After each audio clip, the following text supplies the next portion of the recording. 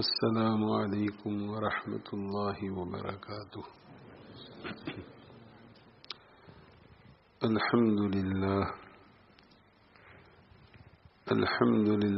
نحمده ونستعینه ونستغفره ونؤمن به ونتوکل علیہ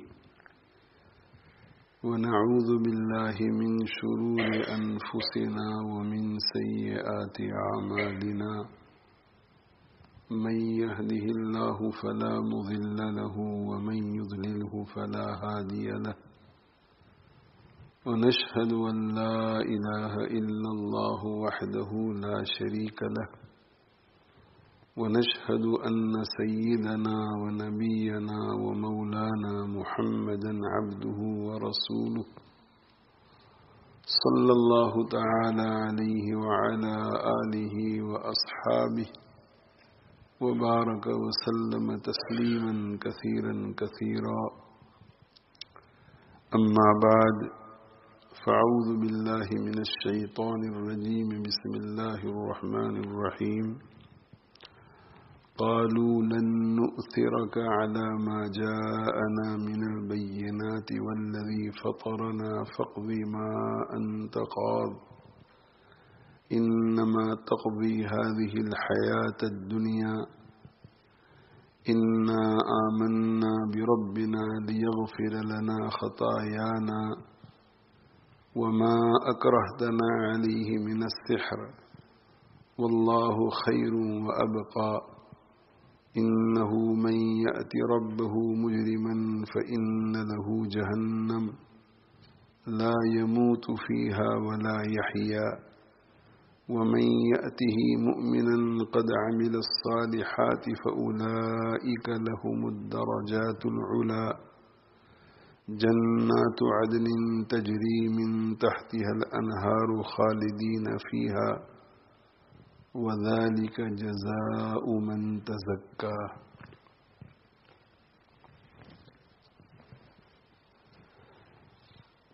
اللہ تعالی شانہ نے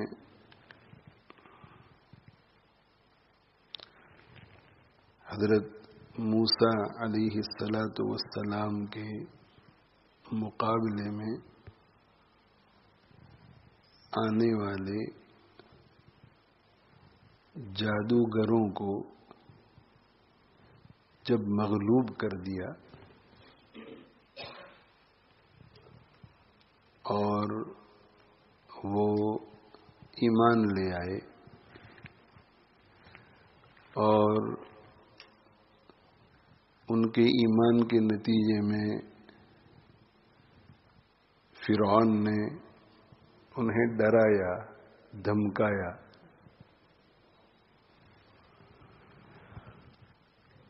اور اس نے اپنی سبکی، اپنی شرمندگی، اپنی ذلت، اپنی فضیحت کو یہ کہہ کر چھپانے کی کوشش کی کہ آمنتم لہ قبل ان آذن لکم،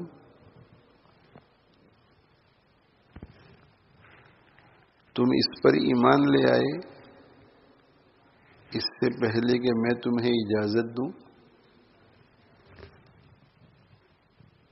اپنی اتھارٹی اور اپنی سلطنت،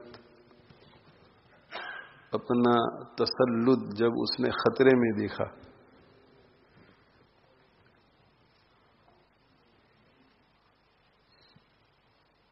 کہ جن جادوگروں کو حضرت موسیٰ علیہ السلام کی نبوت کی تکذیب کے لیے اکٹھا کیا تھا، وہی ایمان لے آئے،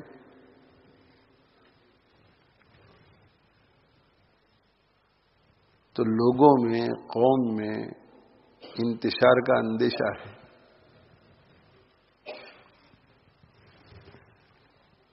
اس لیے اس نے اپنی حکومت اور اپنے تسلط کا تأثر باقی رکھنے کے لیے یہ جملہ کہا کہ یہاں تو میری اجازت کے بغیر کوئی کچھ نہیں کر سکتا، اور یہ کیا ہوا کہ میری اجازت کے بغیر تم نے موسیٰ علیہ السلام کو پیغمبر تسلیم کر لیا، اتنا بڑا کام۔ ایسا معلوم ہو رہا ہے کہ یہ تمہاری اور موسیٰ کی ملی بھگت ہے۔ موسیٰ تمہارے استاد ہیں اور تم اس کے شاگرد، اور یہ ایک منصوبہ ہے تمہارا۔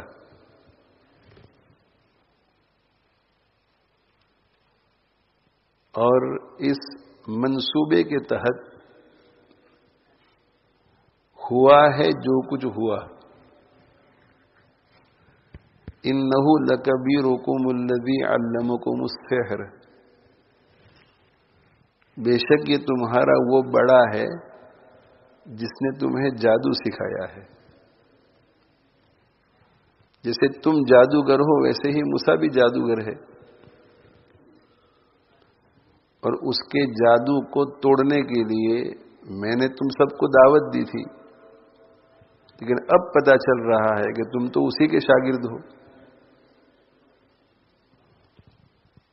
حالانکہ اصل میں ہوا یہ تھا کہ وہ جادوگر جب حضرت موسیٰ علیہ السلام کے مقابلے کے لیے نکلے، میدان میں اترے، اور انہوں نے اپنی اپنی لاٹھیاں، اپنی اپنی رسیاں زمین پر پھینکی،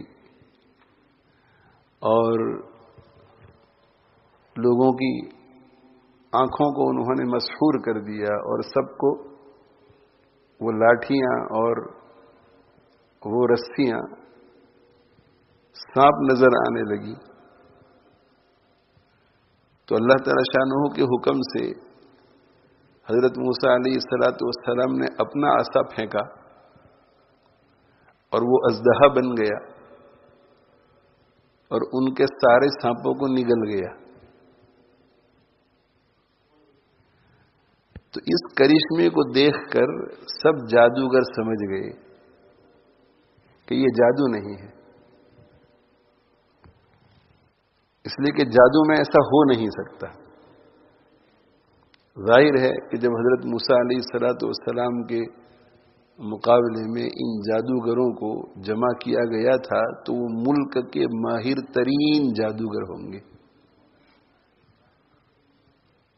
تو جادو کا ان کے پاس جو علم تھا، اس علم کی روشنی میں وہ یہ سمجھ گئے کہ یہ جادو نہیں ہے، یہ تو کچھ اور ہی ہے۔ یہ معجزہ تھا حضرت موسیٰ علیہ السلام کو اللہ تعالی شانہ نے عطا فرمایا تھا۔ تو انہیں یقین ہو گیا کہ یہ جادو نہیں ہے، یہ معجزہ ہے، یہ ما فوق الفطرت کوئی چیز ہے، اور اسی دلیل نے ان کے قلوب کو مسخر کر دیا، اور وہ ایمان قبول کرنے پر مجبور ہو گئے۔ جب بھی کوئی پیغمبر دنیا میں آتا ہے تو اللہ تعالی شانہ اسے معجزات عطا فرماتے ہیں، یا کوئی خاص معجزہ عطا کرتے ہیں، اور وہ معجزہ اسی لیے ہوتا ہے تاکہ وہ دلیل بنے انسانوں کے لیے کہ یہ شخص جو ہمارے پاس آئے ہیں یہ عام انسان نہیں ہے، اس لیے کہ یہ ایسا کام کر کے دکھا رہے ہیں جو ان کے علاوہ اور کوئی نہیں کر سکتا۔ معجزہ عاجز کرنے والی چیز۔ معجزہ کس کو کہتے ہیں؟ جو پوری دنیا کو عاجز کر دے کہ تم بھی ایسا کر کے دکھاؤ۔ ہے پوری دنیا میں کوئی جو ایسا کر سکتا ہے؟ تو جادو کی کوئی چیز ہوتی ہے تو اگر بستی میں کوئی نہیں کر سکتا تو شہر میں کوئی دوسرا کر سکتا ہوگا، شہر میں نہیں تو ملک میں کوئی کر سکتا ہوگا، اس جیسا یا اس سے بڑھ کر۔ لیکن جب پیغمبر کو کوئی معجزہ دیا جاتا ہے تو نہ اس جیسی کوئی چیز کوئی دوسرا پیش کر سکتا ہے نہ اس سے اعلیٰ. وَإِن كُنتُمْ فِي رَيْبٍ مِّمَّا نَزَّلْنَا عَلَىٰ عَبْدِنَا. آپ صلی اللہ علیہ وآلہ وسلم کو جو معجزات دیے گئے تھے ان معجزات میں سے ایک معجزہ قرآن ہے، قرآن مجید. اس کی فصاحت، اس کی بلاغت. تو اللہ تعالی شانہ نے نبی صلی اللہ علیہ وآلہ وسلم پر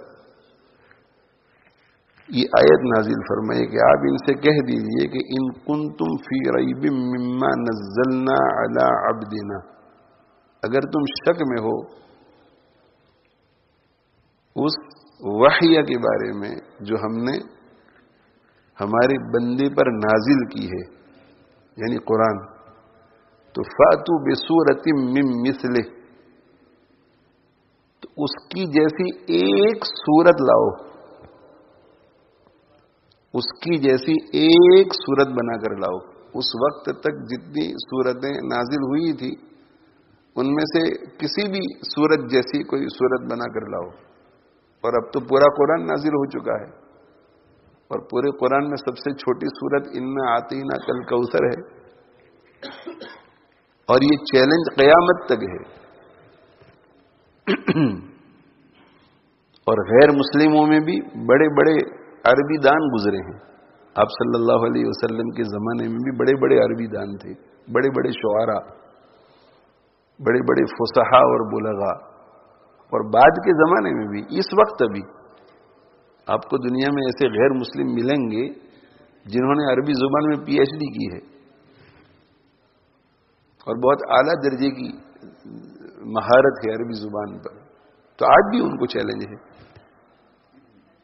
تو معجزہ کا معنی عاجز کرنے والی چیز، سامنے والے کو عاجز کر دے، ہیلپ لیس کر دے، وہ اس جیسی چیز پیدا نہ کر سکے، اس جیسی چیز پیش نہ کر سکے. تو یہ قرآن معجزہ ہے. اور کتنے سال سے؟ 1400 سال سے. اور یہ چیلنج چلا آ رہا ہے آج تک، اور آج بھی یہ چیلنج ہے، اور قیامت تک یہ چیلنج رہے گا کہ اگر تم شک میں ہو اس وحی کے بارے میں، اس کلام کے بارے میں جو ہم نے ہمارے بندے پر نازل کیا، فاتو بسورۃ من مثلہ، تو اس کی جیسی ایک سورت لاؤ. ودعوا شہداءکم، اور تم اپنے شہداء، اپنے شریکوں کو بھی بلاؤ، جن کو تم پوجتے ہو، تمہارے بہت سارے معبود ہیں، ان کو بھی تم اپنے ساتھ شریک کرو اس کام میں. ان کنتم صادقین، اگر تم سچے ہو، اگر تمہارے اس قول میں سچے ہو کہ یہ اللہ کی کتاب نہیں ہے. تم جو کہتے ہو نا کہ ہم یقولون افترا، یہ تو محمد صلی اللہ علیہ وآلہ وسلم کی گھڑی ہوئی چیز ہے. انہوں نے اوتھر کیا ہے قرآن کو، تو انہوں نے لکھی ہے یہ کتاب، یہ اللہ کے یہاں سے نہیں آئی ہے. تو اگر یہ تمہاری جو بات ہے، تمہارا یہ جو دعویٰ ہے کہ یہ اللہ کا کلام نہیں بلکہ محمد صلی اللہ علیہ وسلم کا لکھا ہوا کلام ہے، تو پھر اپنے سب مددگاروں کے ساتھ مل کر، شرکاء کے ساتھ، سب معبودوں کے ساتھ مل کر قرآن مجید کی ایک چھوٹی سے چھوٹی سورت جیسی دوسری ایک سورت بنا کر تم پیش کرو، جو فصاحت میں اور بلاغت میں اس کا مقابلہ کر سکے، ایلوکوینس میں اس کا مقابلہ کر سکے. عربی جاننے والے لوگ یہ کہیں کہ ہاں واقعی یہ جو نیا کلام ہے اس کا قرآن کی کوئی صورت مقابلہ نہیں کر سکتی. کوئی عربی نہ کہے، عربی جاننے والا کہے، عربی میں مہارت رکھنے والا کہے. اور پھر قرآن نے کیا کہا؟ فَإِن لَّمْ تَفْعَلُوا، اگر تم ایسا نہ کر سکو. اس لیے کہ وہاں تو بڑے بڑے فصیح و بلیغ لوگ رہتے تھے،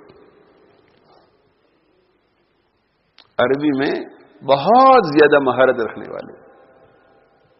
ان سے کہا جا رہا ہے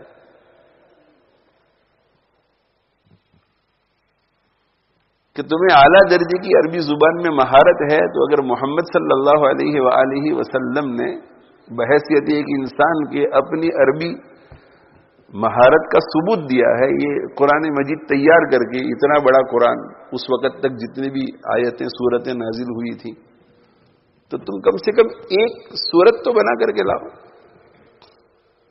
اور اگر تم ایسا نہ کر سکو، سب مل کر کے ایسا نہ کر سکو، کل لئن اجتماعت الانس والجن، آپ فرما دیجئے اگر جن اور ان سارے کے سارے اکٹھے ہو جائیں، الا ان یاتوا بمثل هذا القرآن، اس قرآن جیسی کتاب کو لانے پر، اور ظاہر ہے کہ اس وقت پورا قرآن تو اترا نہیں تھا، تو جتنا اس وقت قرآن تھا اتنے قرآن کے برابر کتاب لانے کے لیے، کتاب تیار کرنے کے لیے اگر تم سب اکٹھا ہو جاؤ، لا یاتون بمثلہ، تو اس کے جیسا نہیں لا سکتے. ولو کان بعضهم لبعض ظہیرا، اگرچہ ان میں سے بعض کے معاون بن جائے، سپورٹر بن جائے.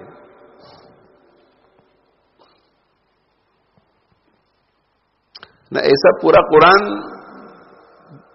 تم تیار کر سکتے ہو، نہ اس جیسی 10 سورتیں، قل فاتوا بعشر سور، اور نہ ایک سورت، قل فاتوا بسورۃ.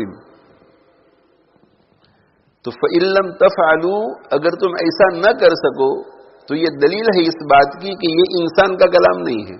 اگر انسان کا کلام ہوتا تو اس کے جیسا تم بھی بنا کر لا سکتے تھے. تو اگر تم ایسا کلام پیش نہیں کر سکتے تو یہ دلیل ہے اس بات کی کہ یہ انسان کا کلام نہیں، یہ اللہ کا کلام ہے. اور اللہ کے کلام کے ہونے کے باوجود تم ایمان نہیں لاتے تو فاتقوا النار التی، تو تم جہنم کی آگ سے ڈرو، پھر جو انکار کرنے والوں کے لیے تیار کی گئی ہے. یہ ہے معجزہ، یعنی عاجز کر دیتا ہے سامنے والے کو،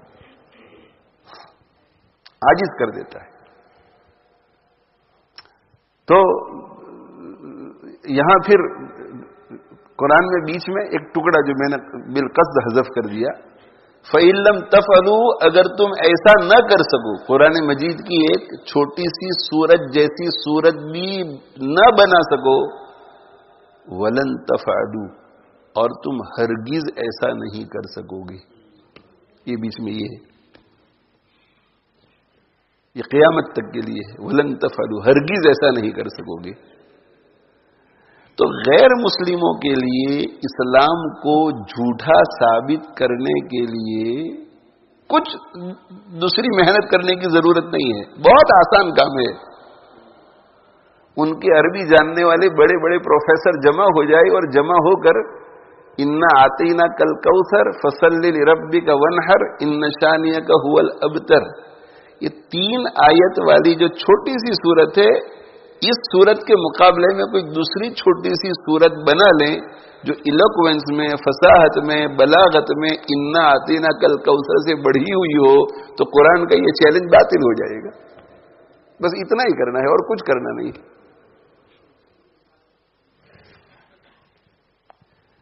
لیکن 1400 سال گزر گئے، جس دور میں جس شخص کے دل میں اسلام دشمنی تھی، اس نے اسلام کو اور مسلمانوں کو مٹانے کے لیے اس آسان کام کو چھوڑ کر بڑے بڑے مشکل کام کیے، لیکن یہ آسان کام نہیں کیا. کتنی جنگیں ہوئی اور اس میں کتنے ہزاروں لاکھوں انسان مرے اور کتنی مشقتیں، یہ آسان کام نہیں ہو سکا. تو کیا آپ یہ سمجھ رہے ہیں کہ یہ آسان کام انہوں نے کیا نہیں ہوگا؟ بالکل کیا ہوگا، اور قیامت تک ہوتا رہے گا. بہت لوگوں نے کوشش کی ہوگی.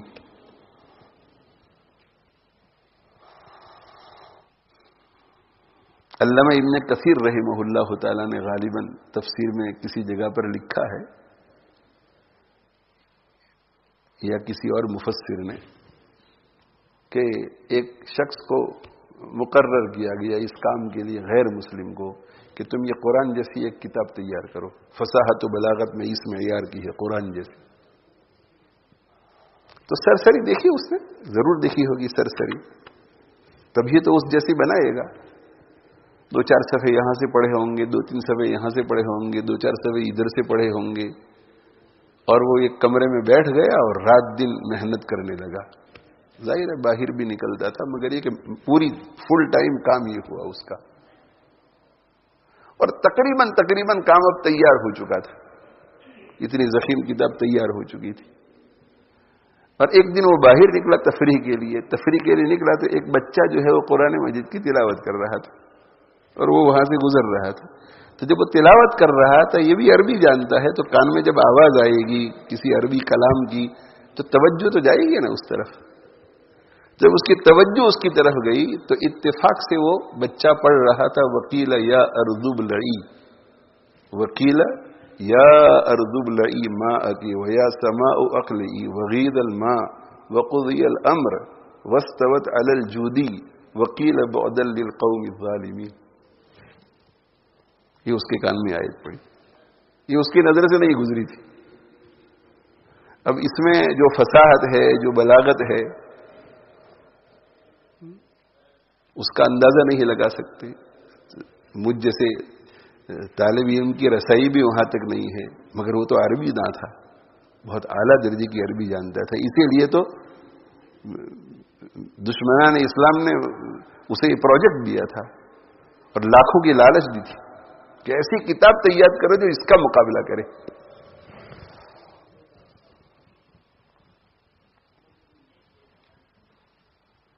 تو اس کے کان میں یہ آیت پڑی وقیل یا ارض ابلعی ماءکی ویا سماء اقلعی وغید الماء وقضی الامر واستوت علی الجودی وقیل بعدا للقوم الظالمین. اس نے بچے سے پوچھا کہ یہ کیا ہے، یہ کون سی کتاب ہے؟ کہ یہ قرآن مجید ہے. واپس پلٹا اور پلٹ کر گھر گیا اور گھر جا کر خود اپنے ہاتھوں سے اپنے کئی مہینوں کی محنت جو ہے اسے ٹکڑے ٹکڑے کر دیا. اور اسے یہ محسوس ہوا کہ میں تو بہت بڑا عربی نہ سمجھا جاتا ہوں، اس قرآن کے مقابلے میں اگر میری کتاب کو رکھا جائے گا تو مجھے شرمندگی اٹھانی پڑے گی. اور ایمان قبول کر لیا کہ یہ اللہ کا کلام ہے. علامہ طنطاوی رحمہ اللہ تعالی ہمارے زمانے کے ایک مفسر ہے، مصر میں گزرے ہیں. انہوں نے ایک تفسیر لکھی ہے، کچھ تفسیر بھی ہے، کچھ اور چیزیں بھی ہے، لیکن بہرحال قرآن مجید کی تفسیر ہے.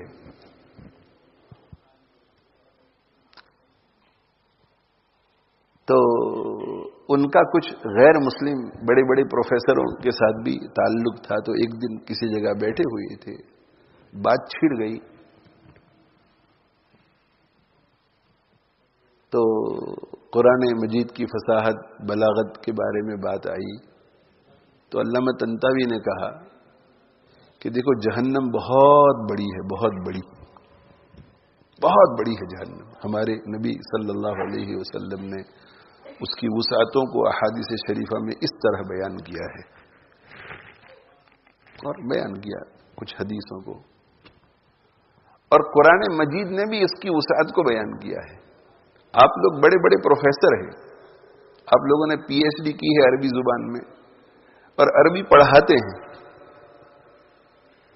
تو آپ لوگ ایسا کرو کہ جہنم کی وسعت کو 2-4 جملوں میں بیان کرو، اور پھر ہم قرآن میں دیکھیں گے کہ قرآن نے اس وسعت کو کیسے بیان کیا ہے، تو آپ لوگوں کو سمجھ میں آ جائے گا.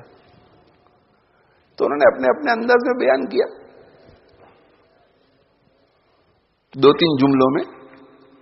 کہ 2-3 جملوں سے پتہ چلے کہ جہنم کتنی وسیع ہے، اور پھر جہنم کی اعلیٰ درجے کی وسعت بھی بیان کرنی ہے، اور اس کلام کے اندر پھر لٹریری دنیا جو ہے وہ دیکھ کر کے حیرت زدہ ہو جائے کہ عجیب و غریب الفاظ ہیں، عجیب و غریب سینٹنسز ہے، عجیب و غریب فصاحت و بلاغت ہے، عجیب و غریب طریقے سے وسعت بیان کی ہے۔ تو وسعت بھی بیان کی اور الفاظ بھی بہت اعلیٰ۔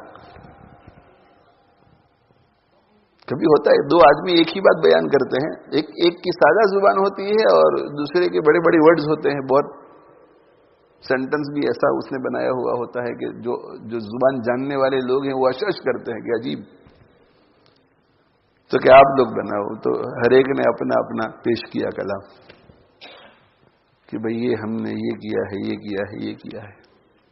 تو علامہ طنطاوی نے سب کا پڑھ کر کے سنایا سب کو کہ بھئی انہوں نے یہ لکھا ہے، انہوں نے یہ لکھا ہے، انہوں نے یہ لکھا ہے، انہوں نے یہ لکھا ہے، انہوں نے یہ لکھا ہے، کہ اب قرآن نے جو بیان کیا ہے وہ آپ حضرات سنیں۔ اب وہ تو عربی داں تھے، تو علامہ طنطاوی نے پھر پڑھ کر سنا، یوم نقول لجہنم هل امتلأت وتقول هل من مزید۔ تو سب نے کہا کہ واقعی قرآن کا کوئی مقابلہ نہیں، قرآن کا کوئی مقابلہ نہیں۔ تو یہ بیچ میں دوسری بات آ گئی، تو یہ اللہ کا کلام ہے، یہ یعنی ہمارے پیارے آقا صلی اللہ علیہ وآلہ وسلم نے ایک حدیث میں ارشاد فرمایا جس کا خلاصہ یہ ہے کہ دنیا میں ایسا کوئی نبی نہیں آیا ہے جسے اللہ نے معجزہ نہیں دیا ہے۔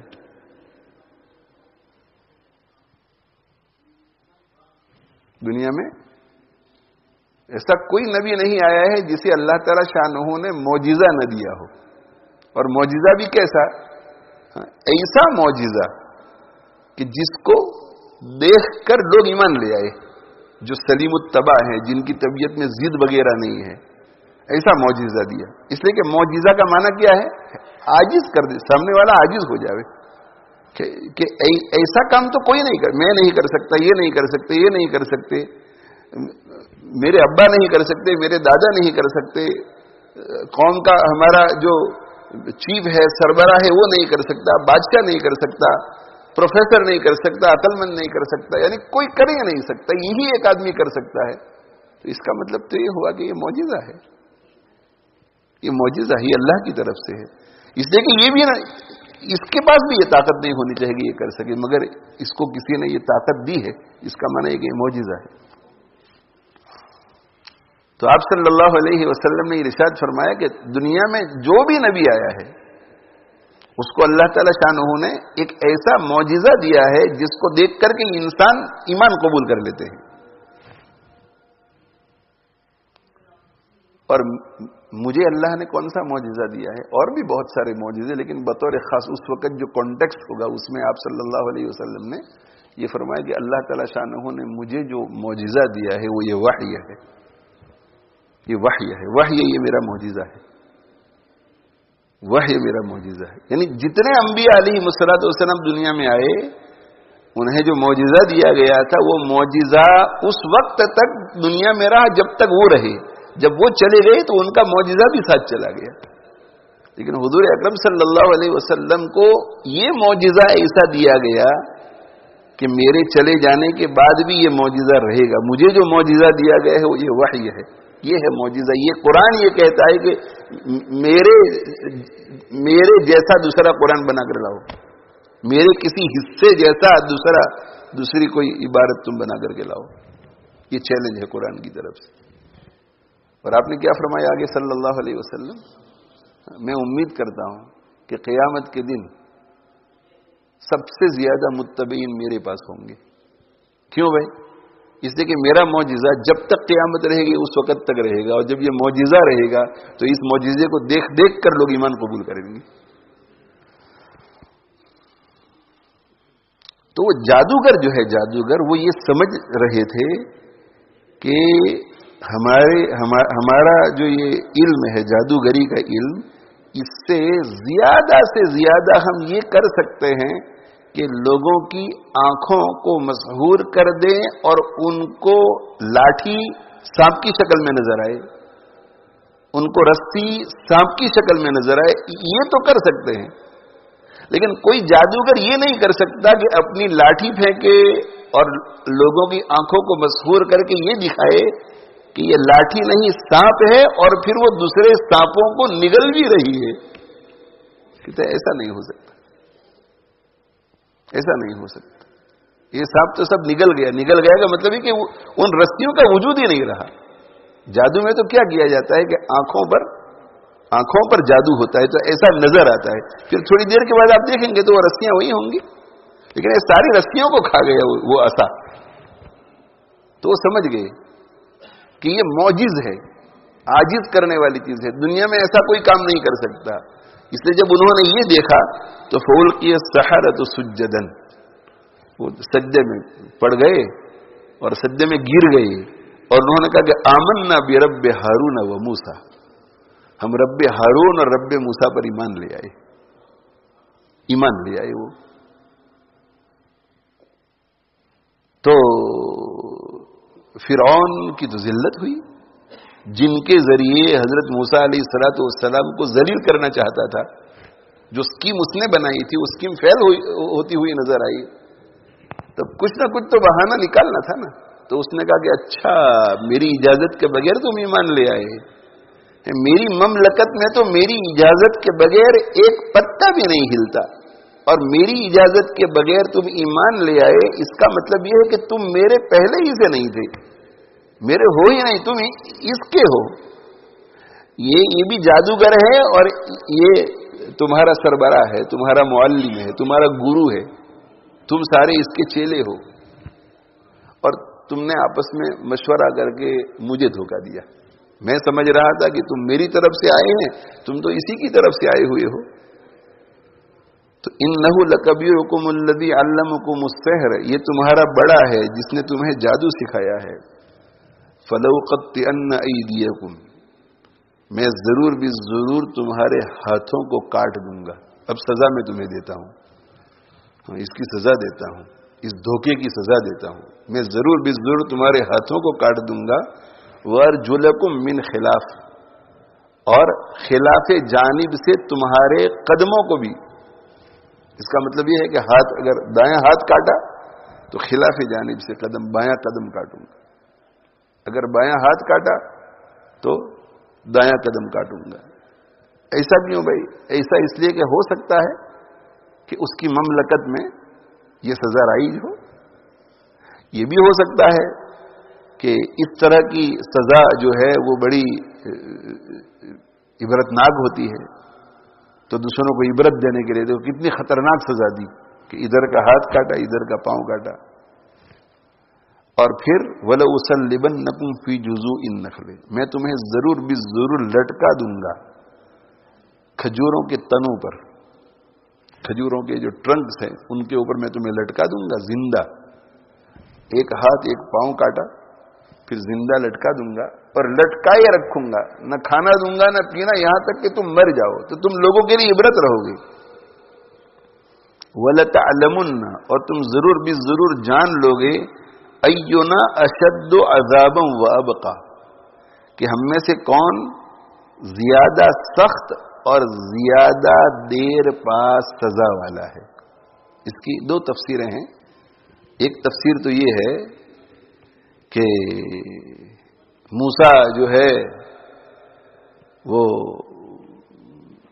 پہلے کہہ چکا ہے کہ ان العذاب علی من کذب وتولی، سزا کس کو ملتی ہے؟ جو اللہ کے پیغام کو جھٹلاتا ہے اور اللہ کے پیغام سے روح گردانی کرتا ہے، منہ پھیرتا ہے. تو موسیٰ جو ہے وہ دھمکی دے چکا ہے کہ میرا رب جو ہے، میرا رب وہ منہ پھیرنے والے کو اور روح گردانی کرنے والے کو اور میرے پیغام کی تکذیب کرنے والے کو سخت سزا دے گا. تو اب دیکھتے ہیں کہ زیادہ سخت سزا میں اور زیادہ دیر تک سزا میں کون رہتا ہے، میں تکذیب کرنے والا یا تم میری تکذیب کرنے والے. ایک تفسیر ہے کہ وَلَتَعْلَمُنَّ، تم ضرور بھی ضرور جان لوگے، أَيُّنَا أَشَدُّ عَذَابًا، کہ تم یا میں زیادہ سخت سزا میں مبتلا رہتے ہیں، اور زیادہ دیر والی سزا میں رہتے ہیں. دیکھتے ہیں کہ ہم دونوں میں سے کون ہے, تمہاری جماعت یا میری جماعت. ایک تفسیر یہ ہے.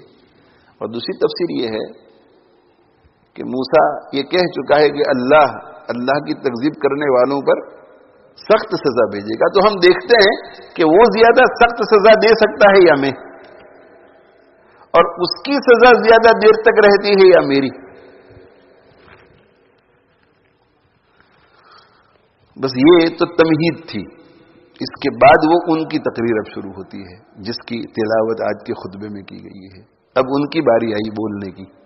اب تھوڑی دیر کے لیے ذرا تصورات کی دنیا میں آپ جائیں نا. فرعون تخت پر بیٹھا ہوا ہے, سیاہ سفید کا مالک ہے, جو چاہے کر سکتا ہے, جو سزا چاہے دے سکتا ہے. اور ادھر یہ لوگ ایمان لے آئے اور ان کی سرزنش کی ان کی, اور یہ کہا کہ تم ملے ہوئے ہو آپس میں, اب میں تمہیں سزا دینے والا ہوں. اور سزا میں کیا, ہاتھ پاؤں کاٹ دوں گا, لٹکا دوں گا, اور لٹکائے رکھوں گا. نہ کھانا ملے گا نہ پانی ملے گا, یہاں تک کہ تم مر جاؤ. اور جن کو یہ دھمکی دی جا رہی ہے اب ان کی بولنے کی باری آئی. سہم گئے, ڈر گئے, کانپنے لگے. کیا ہوا؟ انہوں نے دو ٹوک انہوں نے بھی بات کی. انہوں نے کہا لن نصرک علی ما جاءنا من البینات والذی فطرنا. کہ دیکھو دو چیزیں ہیں. ایک تو یہ کہ ہمارے پاس صاف صاف کھلم کھلی دلیلیں آ گئی ہیں, واضح معجزات آ گئے ہیں. موسیٰ علیہ الصلوۃ والسلام واضح معجزات, واضح دلیلیں, واضح آیتیں لے کر آئے ہیں اللہ کی طرف سے. ان میں سے ایک تو ہم سب نے دیکھ لیا, یہاں پورے مجمع نے دیکھا. ایک دلیل تو سب نے دیکھی, ایک معجزہ سب نے دیکھا. ایک تو یہ ہے واضح دلیلیں, کلیئر دلیلیں. اور اب ہمارے سامنے یہ بات واضح ہو گئی ہے کہ موسیٰ پیغمبر ہے اور ان کو بھیجنے والا اللہ ہے. اور موسیٰ کہتے رہے ہیں کہ جس اللہ نے مجھے بھیجا ہے وہ ہمارا خالق ہے. یہ دوسری بات ہے کہ اللہ ہمارا خالق ہے, اللہ نے ہمیں پیدا کیا ہے. تو ایک طرف کلیئر سائنس, دوسری طرف اللہ ہمارا خالق, اور تیسری طرف تو. اب ہمارے پاس دو چوائس ہے, یا تو تجھے پریفرنس دے, تجھے ترجیح دے, اور دلیلوں کو اور ہمیں پیدا کرنے والے کو اگنور کریں. اور دوسرا ہے کہ ہم ترجیح دے دلیلوں کو اور ترجیح دے ہمیں پیدا کرنے والے کو, اور تجھے اگنور کریں. تو کہ چونکہ سب کچھ کلیئر ہو گیا ہے اور عقل کا بھی تقاضا ہے, جیسا کہ آگے وہ بولیں گے, عقل کا بھی تقاضا ہے, اس لیے ہم ترجیح دے رہے ہیں موسیٰ علیہ الصلوۃ والسلام کی پیش کی ہوئی دلیلوں کو, معجزات کو, اور ہمیں پیدا کرنے والے کو, اور تجھے اگنور کر رہے ہیں. جو چاہے کر,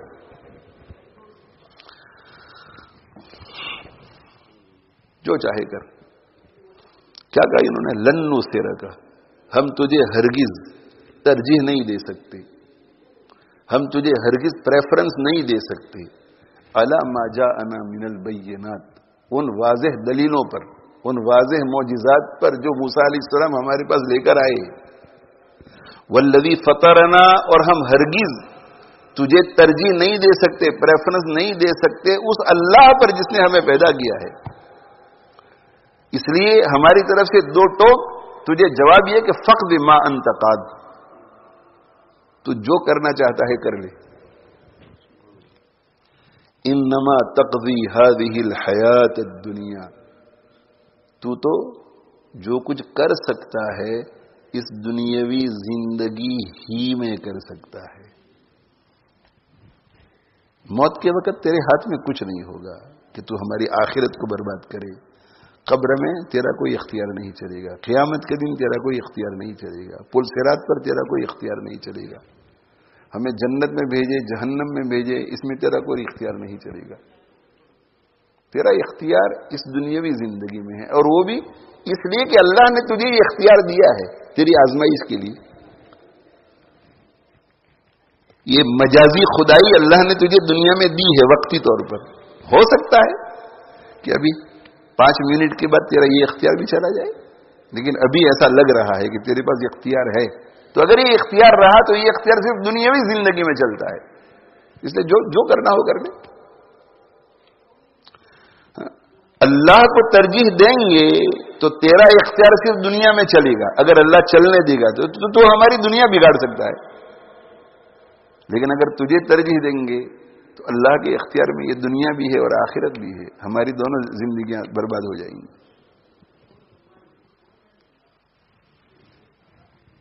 انما تقضی هذه کر جو کرنا ہو کر لے. تیرا اختیار تو صرف اس دنیاوی زندگی میں ہے. اور آگے پھر کیا کہا انہوں نے؟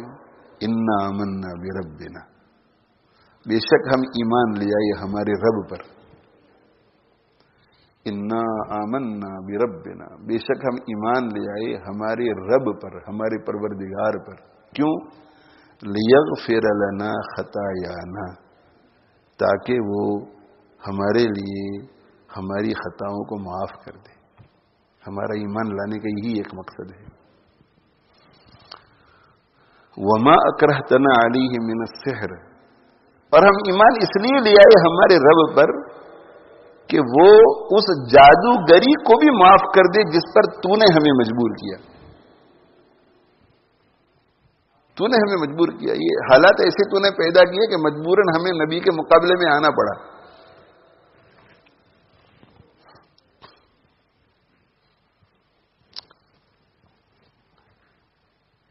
اب کسی کو یہ اشکال پیدا ہو سکتا ہے کہ وہ تو خوشی خوشی آئے تھے.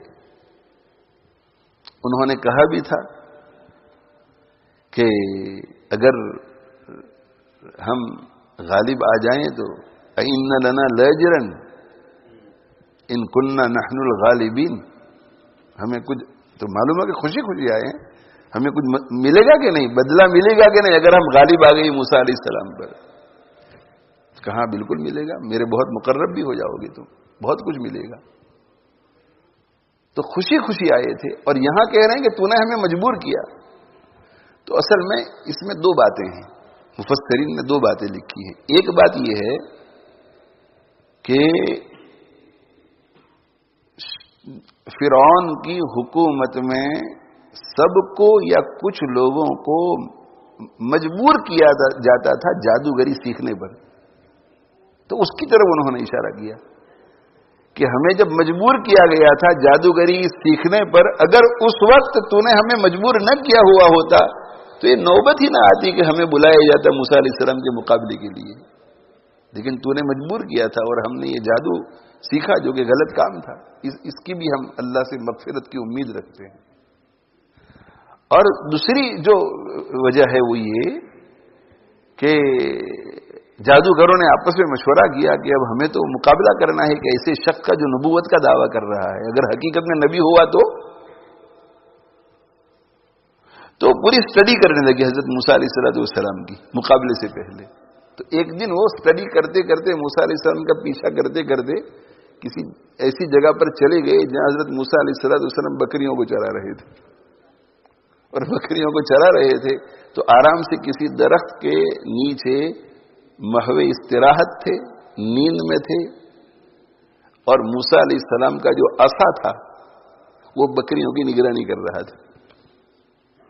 بس اس سے وہ سمجھ گئے، اس سے سمجھ گئے کہ یہ جادو نہیں ہے. اس لیے کہ جادو اس وقت تک چل سکتا ہے جب جادوگر جاگ رہا ہو. اس لیے کہ اسے تو وہ اثر ڈالنا پڑے گا نا. یہ تو سوئے ہوئے ہیں، اس کے باوجود بھی ان کی تو لاٹھی چل رہی ہے اور بکریوں کو کنٹرول کر رہی ہے. تو انہوں نے ذرا پسو پیش کی فرعون کے سامنے کہ ہمیں معذور رکھیں اس سے. تو کہا گیا نہیں، اب تو اعلان ہو چکا ہے، تمہیں کرنا ہی پڑے گا. تو انہوں نے کہا کہ انا آمنا بربنا، ہم ایمان لے آئے ہمارے رب پر تاکہ ہمارے لیے ہمارا پروردگار ہماری خطاؤں کو معاف کرے اور اس جادو کو بھی معاف کرے جس پر تو نے ہمیں مجبور کیا. واللہ خیر و ابقا، اور اللہ بہتر ہے اور زیادہ باقی رہنے والا ہے۔ کیا معنی اس کا؟ اللہ بہتر ہے، ہم ترجیح تجھے نہیں دیتے، اللہ کو دیتے ہیں۔ کیوں؟ اس لیے کہ اللہ ذات اور صفات میں تجھ سے بہتر ہے، ذات میں بھی تجھ سے بہت بہتر، صفات میں بھی تجھ سے بہت بہتر، اور اللہ کی جزا اور سزا، تو کیا جزا دے گا؟ اگر ہم تیری فیور میں ہوتے تو ہمیں کیا بدلہ دیتا جس بدلے کا تو نے وعدہ کیا تھا، اور اب ہم تیری مخالفت کر رہے ہیں تو سزا سے ڈرا رہا ہے، تو کیا سزا دے گا ہمیں؟ تیری جزا اور تیری سزا وقتی ہے، اور اللہ کی جزا اور سزا ہمیشہ والی ہے، بہت دیر تک رہنے والی ہے، دائمی ہے۔ تو ذات اور صفات کے اعتبار سے اللہ بہترین ہے، اور جزا اور سزا کے اعتبار سے اللہ ہمیشہ آخرت میں جنت دے گا، جہنم دے گا۔ اور پھر اس جزا اور سزا کا آگے وہ ذکر کر رہے ہیں۔ اس میں دو تفسیریں ہیں۔ ایک تفسیر یہ ہے کہ واللہ خیر و ابقا پر ان کا کلام ختم ہو جاتا ہے اور آگے اللہ کا کلام شروع ہوتا ہے، لیکن دوسری تفسیر یہ ہے کہ نہیں، آگے والا کلام بھی انہی کا ہے۔ تو ہم اس تقدیر پر چل رہے ہیں کہ یہ انہی کا کلام ہے، تو اب آگے کہہ رہے ہیں کہ اللہ کی جزا اور سزا آخرت میں کیسی ہوگی؟ انہ من یأتی ربہ مجرما، بے شک جو اپنے پروردگار کے پاس مجرم ہونے کی حالت میں آئے گا۔ اگر ہم تجھے ترجیح دیں گے تو ہم تو مجرم ہونے کی حالت میں اللہ کے پاس جائیں گے۔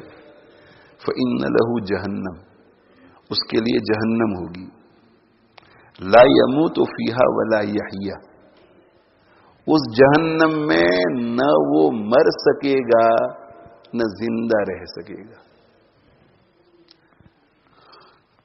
نہ وہ مر سکے گا مطلب یہ ہے کہ مرنے والا ہے نہیں جہنم میں، ہمیشہ زندہ ہی رہے گا۔ جو بھی چاروں طرف سے موت کا سامان ہوگا،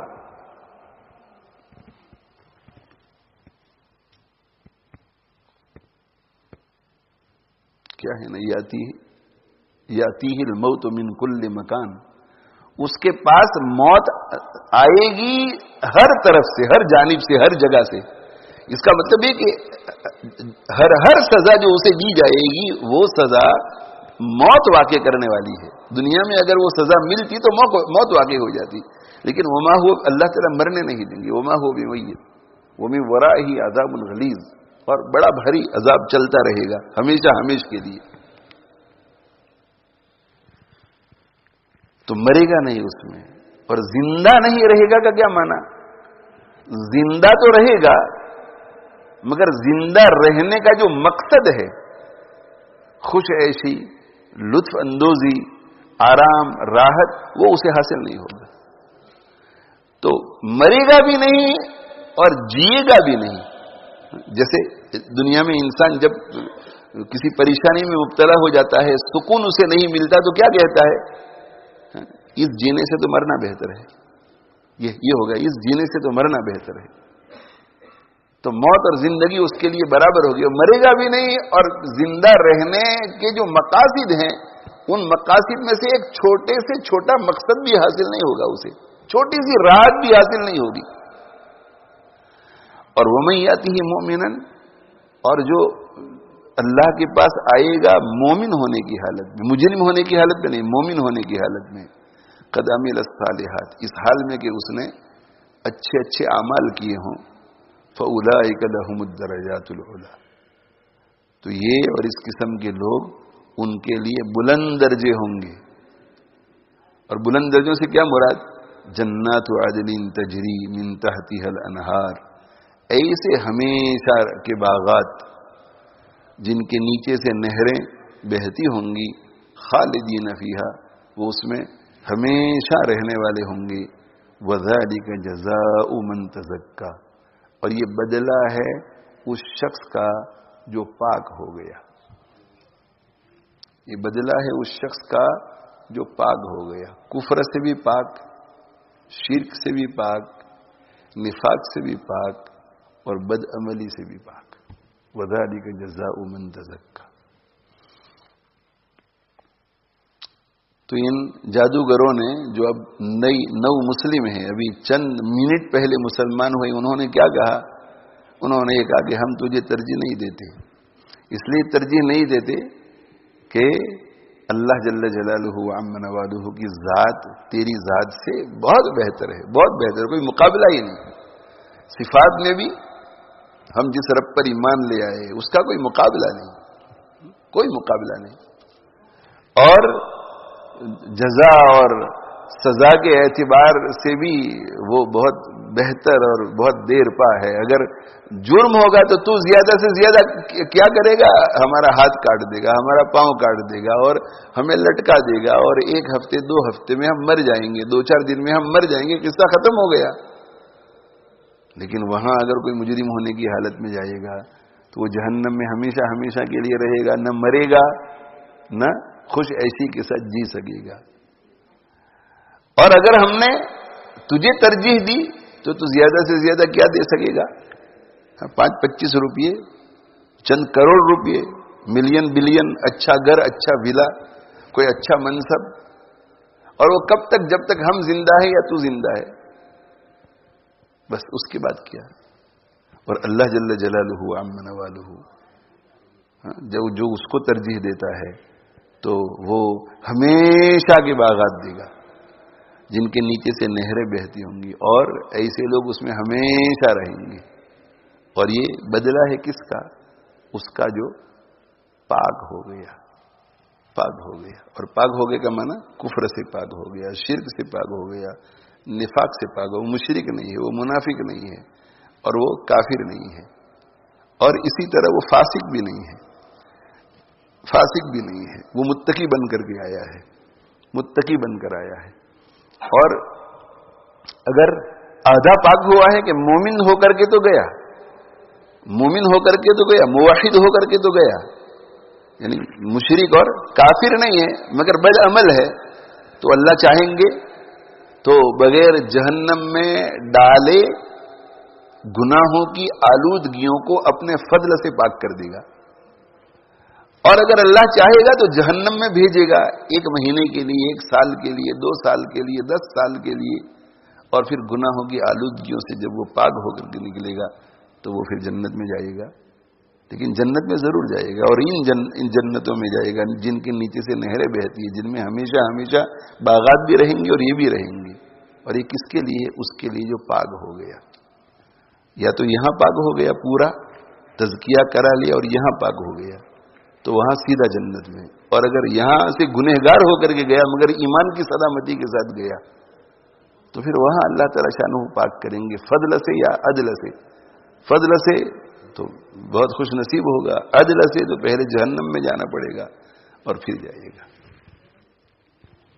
اب یہاں پر جو ہے یہ جو میں نے ان آیات کا جو انتخاب کیا ہے اس کے پیچھے ایک مقصد ہے، اس پر اب آ رہا ہوں، اصل جو پوائنٹ ہے اب.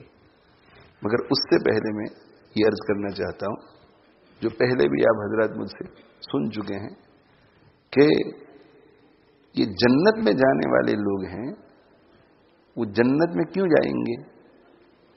تو اوپر ہم پڑھتے ہیں تو ہمیں معلوم ہوتا ہے کہ وَمَن يَأْتِهِ مُؤْمِنًا، ایمان کی وجہ سے، قد عمل الصالحات، اور اعمال صالحہ کی وجہ سے اللہ ان پر فضل فرمائیں گے ایمان اور اعمال صالحہ کی وجہ سے. جو اللہ کے پاس ایمان اور اعمال صالحہ لے کر آئے گا، جو لوگ ایمان اور اعمال صالحہ لے کر آئیں گے ان کے لیے بلند درجے ہیں. تو بلند درجے کس وجہ سے مل رہے ہیں؟ ایمان اور اعمال صالحہ کی وجہ سے ان کے لیے بلند درجے ہیں. اور بلند درجوں سے کیا مراد ہے؟ ایسے ہمیشہ کے باغات جن کے نیچے سے نہریں بہتی ہوں گی، اس میں ہمیشہ رہیں گے. اور آیت کے آخری حصے کو ہم دیکھتے ہیں تو اس میں کہ وَذَلِكَ جَزَاءُ مَن تَزَكَّى، یہ بدلہ ہے اس کا جو پاک ہو گیا، یعنی جس نے اپنا تزکیہ کرا لیا، تزکیہ کرا لیا، تزکیہ کرا لیا، یعنی جس کے دل سے کفر نکل گیا، جس کے دل سے شرک نکل گیا، جس کے دل سے نفاق نکل گیا، اور خالص ایمان آ گیا. تزکیہ، اخلاق رذیلہ نکل گئی اور اخلاق حمیدہ آ گئی. حسد نکل گیا، خیر خواہی آ گئی. تکبر نکل گیا، تواضع آ گئی. بخل نکل گیا، سخاوت آ گئی. یہ اس کے لیے ہے. آیت کے اوپر کے حصے سے یہ معلوم ہوتا ہے کہ ایمان کے بعد اعمال صالحہ، ایمان اور اعمال صالحہ کی وجہ سے جنت ملتی ہے. اور آیت کے اخیری حصے کو ہم دیکھتے ہیں تو کیا پتہ چلتا ہے؟ تزکیہ کی وجہ سے جنت ملتی ہے. اب سوال یہ ہے کہ تزکیہ کی وجہ سے جنت ملتی ہے یا ایمان اور اعمال صالحہ کی وجہ سے؟ تو جواب اس کا یہ ہے کہ یہ دونوں لازم ملزوم ہیں. جنت ملتی ہے ایمان اور اعمال صالحہ کی وجہ سے، اور ایمان اور اعمال صالحہ کا وجود ہوتا ہے تزکیہ کی وجہ سے. تو اوپر تفصیل بیان کی کہ جو ایمان اور اعمال صالحہ لے کر آئے گا اسے جنت ملے گی، اور نیچے اجمال ہے کہ جو تزکیہ کرا کر آئے گا اسے جنت ملے گی. جب کسی کا تزکیہ ہو جاتا ہے تو تزکیہ کی برکت سے ایک بہت اہم خلق دل میں آتا ہے جسے خشیہ کہتے ہیں. خشیہ خوف اللہ کا ڈر. اور یہ خشیہ جو ہے، خشیہ یہ جیسے سانپ کو دیکھ کر ہم ڈرتے ہیں، شیر کو دیکھ کر ڈرتے ہیں، بم کی وجہ سے ڈرتے ہیں، یہ ڈر نہیں ہے. خشیہ کا کیا مطلب؟ خشیہ کا مطلب یہ ہے، خشیہ کا مطلب کہ اللہ جل جلالہ وعم نوالہ کا خوف اور اللہ کی محبت. خوف اور محبت جب جمع ہو جائے اس کو خشیہ کہتے ہیں. یعنی یہ خوف جو ہے وہ محبت والا خوف ہے. محبت والا خوف کہ میں اگر یہ کام کروں گا تو میرا رب ناراض ہو جائے گا، اور میں میرے رب کو ناراض کرنا نہیں چاہتا. یہ اگر کسی کے دل میں خشیہ ہے تو لازمی طور پر آپ کو کیا سمجھنے کا؟ اس کا تزکیہ ہو گیا. تزکیہ کے بغیر خشیت نہیں آ سکتی. تو اللہ تعالیٰ شان وہاں پر بھی یہی اسلوب ہے. سورہ بینہ میں ان الذین آمنوا وعملوا الصالحات اولئک هم خیر البریہ. ایمان لے آئے اور اعمال صالحہ اختیار کیے، یہ اللہ کی مخلوق میں بہترین لوگ ہیں. آگے کیا ہے؟ جزاؤہم عند ربہم جنات عدن تجری من تحتها الانہار خالدین فیہا ابدا. ان کا بدلہ کیا ہے؟ یہی ایسی جنتیں، ایسے باغات جن کے نیچے سے نہریں بہتی ہوں گی، وہ اس میں ہمیشہ ہمیشہ رہیں گے. اور آگے کیا ہے؟ ذالک لمن خشی ربہ. یہ اس کے لیے ہے جس کے دل میں اپنے پروردگار کی خشیہ ہے. یہاں پر بھی وہی سوال ہے. کیا سوال ہے؟ کہ جنت ایمان اور اعمال صالحہ کی وجہ سے مل رہی ہے یا جنت خشیہ کی وجہ سے مل رہی ہے؟ تو جواب اس کا یہ ہے کہ دونوں لازم ملزوم. دل میں جب اللہ کی خشیت آئے گی تو ایمان بھی ہوگا اور عمل صالح بھی ہوگا. دل میں اگر خشیت ہے تو اللہ کی نافرمانی کر ہی نہیں سکے گا وہ. اور دل میں خشیت کب آتی ہے؟ جب دل کا تزکیہ ہو جاتا ہے. تو معلوم ہوا کہ اصل چیز جو ہے وہ تزکیہ ہے. اصل چیز تزکیہ ہے. بار بار اسی کی طرف متوجہ کیا جاتا ہے یہاں کہ تزکیہ کی ہم محنت کریں. تزکیہ کریں گے تو دل کے رذائل دور ہوں گے اور دل ہمارا خسائل سے آراستہ ہوگا.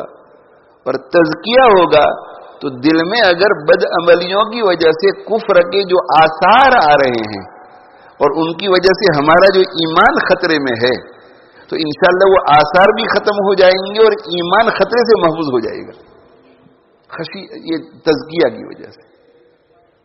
تزکیہ ہو گیا دل تو دل کی جتنی رونقیں ہیں وہ ساری نظر آئیں گی. اور تزکیہ نہیں ہوا تو دل ویران ہوگا. ویران دل کی ویرانی ہے. تزکیہ کا نہ ہونا دل کی ویرانی اور تزکیہ کا ہو جانا یہ دل کی آبادی ہے. اس لیے ہم میں سے ہر شخص کو چاہیے کہ تزکیہ کی فکر کریں. الحمدللہ ہمیں اللہ نے اس کی سمجھ عطا فرمائی ہے.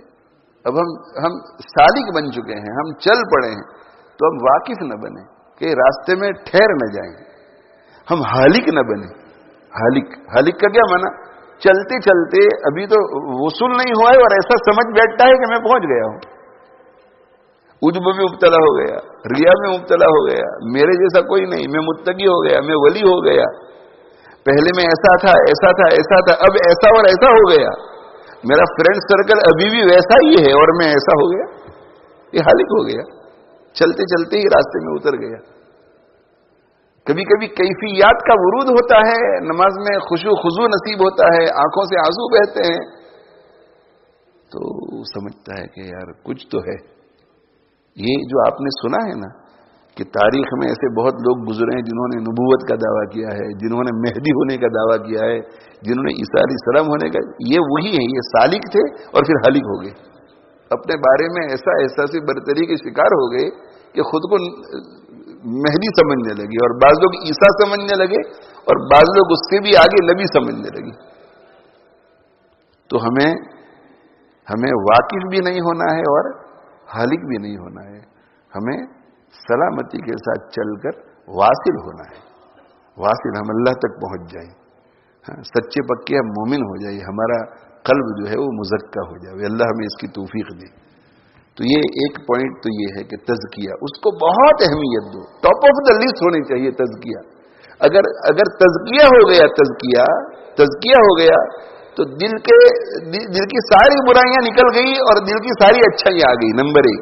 اور نمبر 2, پھر تزکیہ کی محنت اگر چلتی رہے گی تو یہ اچھائیاں جو ہے ان کو جھلا ملے گی.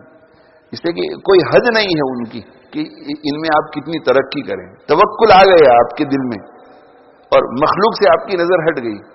پھر یہ توکل کے بھی مختلف درجے ہیں. ہاں, توکل بڑھتے بڑھتے بڑھتے بڑھتے کہاں تک پہنچ جاتا ہے, اس کی کوئی حد نہیں ہوتی. تواضع بڑھتے بڑھتے کہاں تک پہنچ جائے, اس کی کوئی حد نہیں ہوتی. ترقی تو موت تک ترقی ہو سکتی ہے.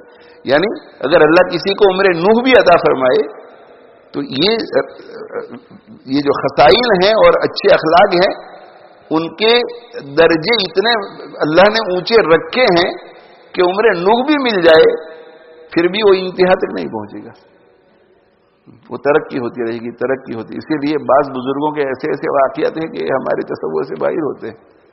ہاں, پھر نماز, زکوٰۃ, روزہ, یہ اور کیفیات کے ساتھ پھر گناہوں سے بچنا.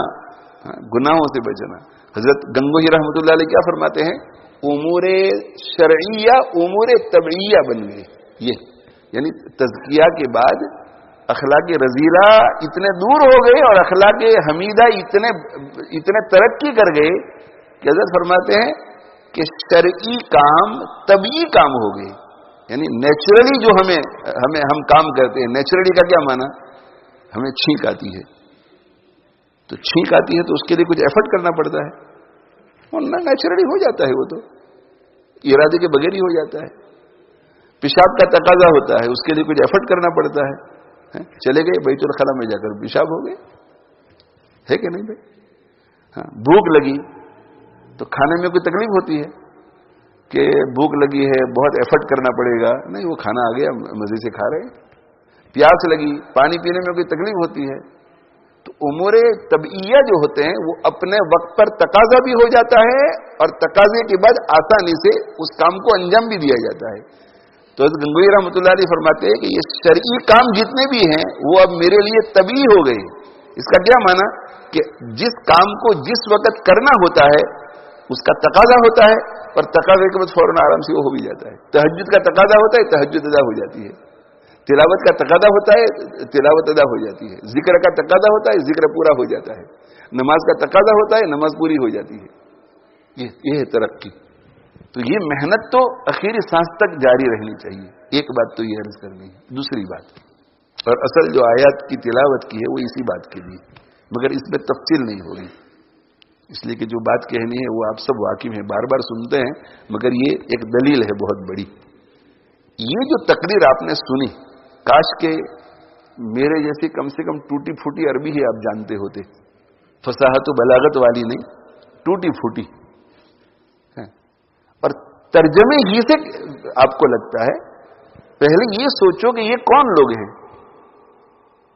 یہ وہ لوگ ہیں جو بھی تھوڑی دیر پہلے اللہ کے نبی کے مقابلے پر آئے ہوئے تھے. انہوں نے دین سیکھا نہیں تھا کسی سے. یہ حضرت موسیٰ علیہ السلام کی مجلس میں بیٹھے نہیں تھے. انہوں نے دین کے بارے میں کچھ جانا نہیں تھا. اللہ کون ہے، اللہ کی صفات کیا ہے، اللہ کیسے ہیں، دنیا اور آخرت میں کیا ہے، دنیا بے ثبات ہے، آخرت ہمیشہ رہنے والی ہے، جنت جہنم کچھ جانتے نہیں تھے، کچھ نہیں. لیکن انہوں نے کیا کہا؟ آمنا برب ہارون و موسیٰ. ایسا بھی نہیں کہا کہ یہ خدا کے پیغمبر ہمیں کلمہ پڑھوائیے، خود ہی کلمہ بھی پڑھا. آمنا برب ہارون و موسیٰ. ہارون اور موسیٰ کے رب پر ہم ایمان لے آئے. یعنی اللہ تعالی شانوں کی بہت اونچی شان بیان فرمائی کہ ہمارا رب تو وہ رب ہے جو ایسے پیغمبروں کا رب ہے. ہارون اور موسیٰ کے رب پر ایمان لے آئے، مومن ہو گئے. مومن ہو گئے، اور مومن ہونے کے بعد حضرت موسیٰ علیہ السلام سے ابھی ایک لفظ بات نہیں ہوئی ہے ان کی. قرآن میں کہیں یہ نہیں ملتا کہ کوئی گفتگو ہوئی ہو. تقریر انہوں نے شروع کی. فرعون کو کہا لن نؤثرک، یہ وہی دوبارہ دہرا رہا ہوں، لن نؤثرک، ہم ہرگز تجھے پریفرنس نہیں دیں گے. تو جو یہ کہہ رہا ہے کہ میں ایسا کر دوں گا، ایسا کر دوں گا، ایسا کر دوں گا، اور میری بات مان لی، اور تم نے اگر موسیٰ کو مغلوب کر دیا تو تم کو انعام ملے گا، میرا قرب ملے گا. تیرا بھی وعدہ ہے اور موسیٰ اور ہارون کے رب کا بھی وعدہ ہے، تو ہم ترجیح موسیٰ اور ہارون کے رب کو دیتے ہیں، تجھے ترجیح نہیں دیتے. یعنی دنیا کا خوف نکل گیا دل سے، سزا کا خوف نکل گیا، جزا کچھ ملنے کی لالچ ختم، دنیا سے بے رغبتی، زہد آ گیا، اللہ پر بھروسہ، توکل، آخرت کا پورا استحضار. دنیا مچھر کے پر کے برابر بھی نہیں ہے اس کا استحضار. اچانک یہ سب کچھ آ گیا. لن نؤثرک، ہم تجھے ہرگز ترجیح نہیں دیں گے ان واضح دلیلوں پر. دیکھو معرفت بھی ان کو مل گئی، اعلیٰ درجے کی معرفت. اب سمجھ رہے ہیں کہ موسیٰ یہ دلیلیں لے کر کے آئے ہیں، ان دلیلوں پر جو حضرت موسیٰ ہمارے پاس لے کر آئے ہیں، اور ہم ہرگز تجھے ترجیح نہیں دیں گے اس پر جس نے ہمیں پیدا کیا ہے. یعنی واللہ بھی نہیں کہا کہ اللہ پر نہیں، اس پر ترجیح نہیں دیں گے جس نے ہمیں پیدا کیا ہے. اس لیے کہ جو پیدا کرتا ہے اس کا حق ہوتا ہے. تو نے ہمیں کیا دیا ہے کہ فقد ما انت قاد، جو چاہے کر لے. اللہ سے تعلق اتنا مضبوط ہو گیا کہ اتنے بڑے جابر ظالم کے سامنے ڈٹ کر کے بات کر رہے ہیں کہ فقد ما انت قاد، کیا کر سکتا ہے کر لے، جو کرنا ہے کر لے. اور کہا انما تقضی هذه الحیات الدنیا، تو کر سکتا ہے تو کیا کر سکتا ہے، اس دنیاوی زندگی کو برباد کر سکتا ہے، آگے اور کیا کر سکتا ہے. اور دنیاوی زندگی کی حیثیت کیا ہے؟ انا آمنا بربنا، ہم تو ایمان اس لیے لے آئے ہیں کہ ہم خطا کار لوگ ہیں. دیکھو تواضع بھی ساتھ، یہ نہیں کہ تکبر میں مبتلا ہو گئے ہیں کہ ہم نے بہت بڑا کارنامہ انجام دیا ہے ایمان قبول کر کے اور دیکھو ڈٹ گئے ہیں فرعون کے مقابلے میں. نہیں، اتنا بڑا کارنامہ انجام دینے کے بعد بھی تواضع کس درجے کی. انا آمنا بربنا، ہم تو ہمارے رب پر ایمان اس لیے لے لیغفر لنا خطایانا وما اکرہتنا علیہ من السحر، یہ جو ہماری بدعمالیاں ہیں اللہ ان کو معاف فرما دے. اور اللہ کی معرفت، واللہ خیر وابقا. سوچئے نا ذرا کہ غیر مسلموں کے دلوں پر تو چھایا ہوا تھا فرعون، اس کو خدا سمجھتے تھے، ہر چیز کا مالک. اور یہ لوگ بھی ابھی تھوڑی دیر پہلے ایسے ہی تھے، مگر اب تھوڑی ہی دیر میں یہ معرفت اللہ کی ایسی حاصل ہو گئی کہ ذات اور صفات کے اعتبار سے تیری کوئی حیثیت نہیں اللہ کے سامنے، اور جزا اور سزا لینے دینے کے اعتبار سے بھی تیری کوئی حیثیت نہیں. واللہ خیر وابقا.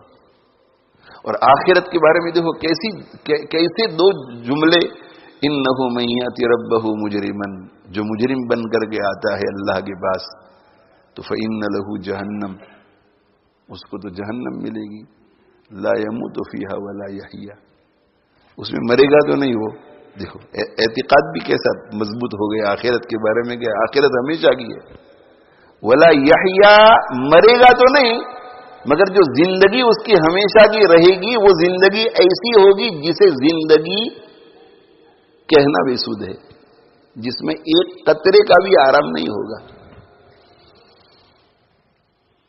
اور جنتی کے لیے وَمَن يَأْتِهِ مُؤْمِنًا قَدْ عَمِلَ الصَّالِحَاتِ. دیکھو نا کتنی جامع، کتنی جامع عبارت ہے. وَمَن يَأْتِهِ، جو اللہ کے پاس آئے گا مومن ہونے کی حالت میں. تقریر کرتے کرتے ہم بھی کبھی کوئی قید چھوٹ جاتی ہے. انہوں نے کوئی قید نہیں چھوڑی کہ ایمان بھی ضروری ہے اور اعمال صالحہ بھی ضروری ہے. نو مسلم وَمَن يَأْتِهِ مُؤْمِنًا قَدْ عَمِلَ الصَّالِحَاتِ. اور فَأُولَٰئِكَ الْجَنَّةُ نہیں، فَأُولَٰئِكَ لَهُمُ الدَّرَجَاتُ الْعُلَىٰ، ان کے لیے بڑے بڑے درجے ہیں. اور اس کا کیا معنی ہے؟ جنات عدن تجری من تحتها الانہار خالدین فیہا. اور یہ بات ان کو کہاں سے معلوم؟ وذالک جزاء من تزکا. ہم تو مسلمانوں کے گھروں میں پیدا ہوئے ہیں اور اتنی عمر ہو گئی ہے، اس کے بعد بھی تزکیہ سمجھ میں نہیں آیا. تزکیہ ہوا یا نہیں ہوا وہ تو بعد کی بات. تزکیہ ان کو فوراً وہاں سمجھ میں آ گیا کہ یہ تزکیہ دل کا. وذالک جزاء من تزکا. سوال یہ ہے کہ ابھی تھوڑی دیر پہلے جو غیر مسلم تھے اور ابھی ان کو اسلام قبول کیے 5 منٹ 10 منٹ 15 منٹ ہوئے ہیں، ان کے پاس یہ ساری معرفت اور سارا علم اور اللہ سے اور آخرت سے اتنا سارا گہرا تعلق کیسے آ گیا؟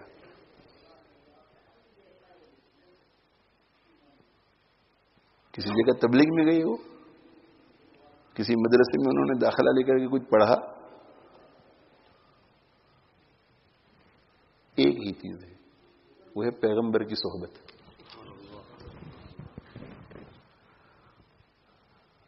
ایمان کی سلامتی. کفر نکل گیا، ایمان آ گیا. ایمان کی حالت میں پیغمبر کی صحبت جو ملی تو پیغمبر کے قلب کا فیضان ان کے قلب پر ہوا اور وہ عالم اور عارف ہو گئے. ایسے عالم اور عارف ہو گئے کہ اگر ہمارے زمانے کے بہت سارے علماء کو بھی اگر فرعون کے سامنے ایسی تقریر کرنی پڑتی تو وہ نہ کر سکتے.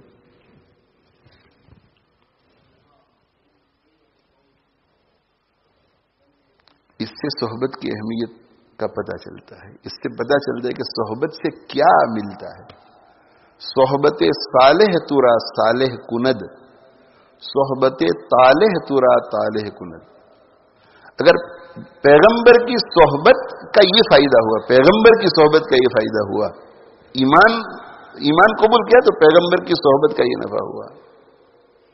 تو پیغمبر کی اگر صحبت کا یہ فائدہ ہوگا تو پیغمبر کی دنیا سے چلے جانے کے بعد پیغمبر کے جو وارث ہوتے ہیں نیک متقی علماء، ان کی صحبت کا بھی اثر ہوگا، ان کی صحبت کا بھی اثر ہوگا. ہاں. اور اگر بری صحبت اختیار کریں گے اللہ کے منکر کی، اللہ کے دشمن کی، اس کی صحبت کا بھی اثر آئے گا. اور کسی گنہگار کی صحبت اختیار کریں گے، مومن ہے مگر گنہگار ہے، اس کا بھی اثر پڑے گا. صحبت صالح ترا صالح کند، نیک کی صحبت تجھے نیک بنا دے گی. اور صحبت طالح ترا طالح کند، بد کی برے کی صحبت تجھے برا بنا دے گی. اچھے کی صحبت اچھا بنا دے گی، برے کی صحبت تجھے برا بنا دے گی. نہ کتابوں سے، نہ وعظوں سے، نہ زر سے پیدا. دین جو ہے وہ کتابوں سے زندگی میں نہیں آتا. ہاں علم بڑھے گا، آپ کا نالج بڑھے گا، بہت کتابیں پڑھیں گے تو نالج بڑھے گا، لیکن آپ کی زندگی میں وہ نالج آ جائے ان پریکٹس وہ نہیں ہوگا. تھوڑا بہت ہوگا، نہیں ہوگا. نہ کتابوں سے، کتابوں سے کسی کی زندگی میں دین نہیں آتا. نہ وعظوں سے، صرف تقریریں سن سن کر نہیں آئے گا. ایک ایسا شخص ہے جو صالح نہیں ہے، جو متقی اور پرہیزگار نہیں ہے، بہترین تقریر کر لیتا ہے، اس کی تقریریں سننے سے زندگی میں دین نہیں آتا. نہ تقریر کرنے والے کی زندگی میں دین آتا ہے، نہ سننے والوں کی زندگی میں. بھائی اگر کوئی لمبا چوڑا جبہ پہن لے اور سر پر امامہ باندھ لے یا مشلا پہن کر کے رومال باندھ لے تو وہ تو دینداری نہیں ہے نا. دینداری تو پوری دینداری ہے، پوری دینداری دیکھنی پڑے گی. تو وعظوں سے بھی دین زندگی میں نہیں آتا. اسی طرح پیسوں سے کسی کو دیندار نہیں بنایا جاتا. کسی کو کھلاؤ پلاؤ اور وہ دیندار بن جائے. ہاں اوپر اوپر سے پریٹینڈ کر کے آپ کا فالوور ہو جائے گا پیسوں کی لالچ میں، لیکن وہ دیندار نہیں بن سکتا. نہ کتابوں سے، نہ وعظوں سے، نہ زر سے پیدا. دین ہوتا ہے بزرگوں کی نظر سے پیدا. دین ہوتا ہے بزرگوں کی صحبتوں میں بیٹھنے سے، بزرگوں کی صحبتوں میں بیٹھنے سے. تمنا درد دل کی ہے تو کر خدمت فقیروں کی، نہیں ملتا یہ گوہر بادشاہوں کے خزینوں میں. ڈاکٹر اقبال نے کہا تھا تمنا درد دل کی ہے. درد دل، درد دل کا کیا معنی؟ اللہ جل جلالہ وعم نوالہ کی محبت کے نتیجے میں جو دل میں درد ہوتا ہے، دل میں پریشانی ہوتی ہے. جب کسی سے آپ کو محبت ہو جاتی ہے نا تو اسے آپ بہت یاد کرتے ہیں. کسی سے محبت ہو جاتی ہے، وہ کینیڈا میں بیٹھا ہوا اور آپ یہاں آئے. لوگ انڈیا جاتے ہیں، پاکستان جاتے ہیں، کینیڈا جاتے ہیں، کسی دوسرے ملک میں جاتے ہیں اور شادی کر لیتے ہیں، اور شادی کر کے دلہن کے ساتھ 1-2 ہفتے رہتے ہیں اور پھر یہاں آ جاتے ہیں. اس کو پوچھو کہ درد دل کس کو کہتے ہیں؟ سمجھے؟ اس کو درد دل کہتے ہیں. یہ جو مس کرتے ہیں نا، اور ہر وقت بے چینی سی رہتی ہے کہ میری بیوی کب یہاں آ جائے، میں بیوی کے پاس کب چلا جاؤں. اپنے بیوی بچوں کو چھوڑ کر کے سفر پہ چلے جاتے ہیں تو 1 ہفتے 2 ہفتے کے بعد پھر بیوی بچے یاد آتے ہیں. یہ ہے درد دل. درد دل.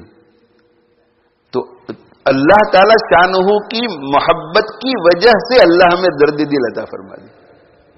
سمجھے؟ ایک تو وہ درد دل ہارٹ اٹیک کا ہوتا ہے، وہ درد دل نہیں ہے. اس کی تو تمنا کرنی بھی نہیں چاہیے. ہمیں وہ درد دل نہیں چاہیے، لیکن درد دل چاہیے. کون سا درد دل چاہیے؟ بولو بھائی، اللہ کی محبت. اللہ کی محبت. حضرت مولانا شاہ وسیع اللہ صاحب رحمۃ اللہ علیہ اللہ کی محبت میں ایسے غرق ہو چکے تھے کہ ہر وقت پریشان رہتے تھے اللہ کی خاطر. تو پریشانی کا مطلب ہے کہ وہ اندر اندر ہوتا ہے، وہ ہمیں پتہ نہیں چلتا، باہر پورے وقار کے ساتھ، مگر اندر. تو یہ شعر پڑھا کرتے تھے حضرت. خدام سنتے تھے حضرت کو کہ حضرت کی زبان پر یہ شعر بار بار آتا ہے. باغ میں لگتا نہیں، صحرا سے گھبراتا ہے دل.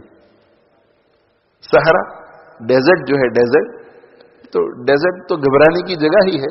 اکیلا آدمی ڈیزرٹ میں کیا کرے گا؟ اور باغ میں دل بہت لگتا ہے، پھول ہیں، پھل ہیں، آرام سے. لیکن حضرت فرماتے تھے کہ جیسے ڈیزرٹ میں نہیں لگتا، وہ یہاں بھی ہمارا دل نہیں لگتا. جی، یہ جو کبھی باب عشق سے اگر سابقہ پڑا ہو وہی سمجھ سکتا ہے اس کو. سمجھے؟ ہاں، اس کو کھانا بھی اچھا نہیں لگتا، پینا بھی اچھا نہیں لگتا، نیند بھی نہیں آتی. تفریح کے لیے بھی اسے لے جاؤ تو اس کو دل نہیں لگتا اس کا. اسے اپنا محبوب یا اپنی محبوبہ یاد آتی ہے، مس کرتا ہے وہ. تو حضرت کہ باغ میں لگتا نہیں، دل ہمارا باغ میں بھی نہیں لگتا، اور دل صحرا میں تو پہلے ہی سے گھبراتا ہے، ڈیزرٹ میں تو. باغ میں لگتا نہیں، صحرا سے گھبراتا ہے دل. اس کا مطلب ہے کہ آپ ہمیں کہیں بھی لے جاؤ، ہمارا دل لگنے والا نہیں ہے. تو آپ ہمیں کہاں لے جائیں گے خوش کرنے کے لیے؟ ایک ہی طریقہ ہے کہ اللہ کے پاس لے جاؤ. باغ میں لگتا نہیں، صحرا سے گھبراتا ہے دل. اب کہاں لے جا کے بیٹھیں ایسے دیوانے کو ہم. ایسے دیوانے کو اب کہاں لے جائے؟ کس جگہ پر اس کا دل لگے؟ تو یہ درد دل اللہ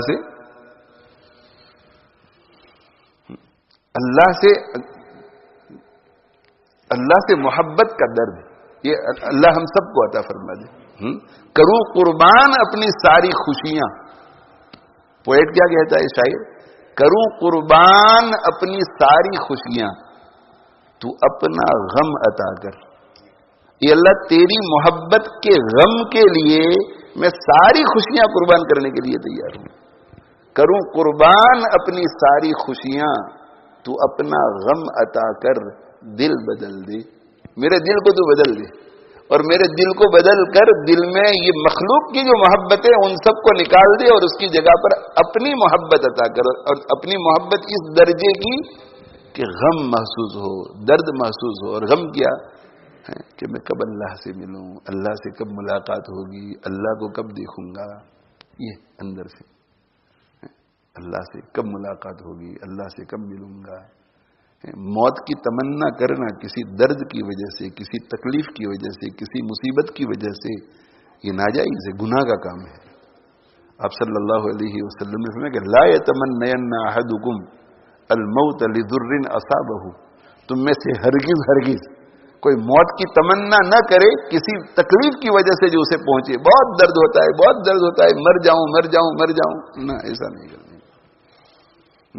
قرض میں ڈوب گیا ہوں، قرض ادا نہیں ہوتا، انکم نہیں ہے، اچھا ہے کہ میں مر جاؤں. اور اسی قسم کے لوگ پھر سوئسائڈ کمٹ کرتے ہیں. یہ جائز نہیں ہے. لیکن اگر کوئی اللہ کی ملاقات کے لیے موت کی تمنا کرے کہ یار مر جاتا تو اللہ کو دیکھ لیتا، مر جاتا تو اللہ کے حضور پہنچ جاتا، مر جاتا تو اللہ کی ملاقات ہو جاتی، یہ نیکی کا کام ہے، یہ اچھا کام ہے. لیکن ہم لوگوں کو گھر سے محبت ہو گئی ہے، گاڑی سے محبت ہو گئی ہے، پاؤنڈ اور ڈالر سے محبت ہو گئی ہے، تو ہم ان سب چیزوں کو چھوڑ کر اللہ کے پاس جانے کے لیے کیسے تیار ہوں گے؟ جب اللہ سے محبت ہو جائے گی تو یہ سب چیزیں ہمیں ہیج نظر آئیں گی. تو ڈاکٹر اقبال کیا فرماتے ہیں؟ تمنا درد دل کی ہے. اگر تم اللہ کی محبت کو چاہتے ہیں اپنے دل میں تو کر خدمت فقیروں کی. تو پھر فقیروں کے پاس جا. فقیروں سے مراد یہاں نیک لوگ، اللہ والے لوگ، بزرگان دین. فقیر سے مراد یہ جو دنیا سے بے رغبت ہو گئے ہیں، جو اللہ کے تعلق کو سکھاتے ہیں. تمنا درد دل کی ہے تو کر خدمت فقیروں کی.